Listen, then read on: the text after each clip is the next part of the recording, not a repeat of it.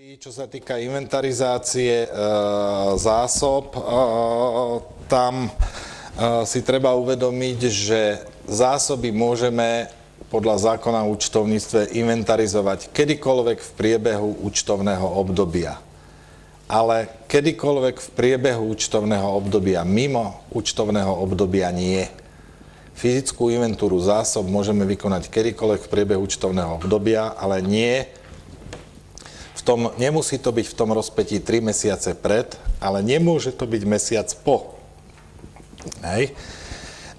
Samozrejme, ale inventarizujeme vždycky ku dňu, ku ktorému sa zostavuje účtovná závierka, čiže v prípade, že teda fyzickú inventúru vykonáme v iný deň, tak potom ten stav zistený fyzickou inventúrou upravíme o prírastky a úbytky medzi dňom vykonania inventúry a dňom, ku ktorému sa zostavuje účtovná závierka, a s takto upraveným stavom porovnávame stav v účtovníctve. Samozrejme prakticky, ale keď ja urobím, ku koncu augusta fyzickú inventúru, tak si to porovnám reálne s tým účtovníctvom, ktoré mám ku koncu augusta. Ale potom v inventarizačnom zápise musím to robiť ku dňu, ku ktorému sa zostavuje účtovná závierka. Hej.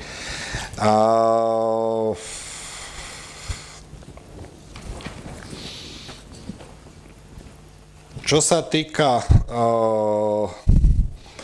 takých najčastejších chýb pri inventúre, naozaj často sa stretávame s tým, že inventúrne súpisy nemajú všetky náležitosti, ktoré vyžaduje zákon o účtovníctve.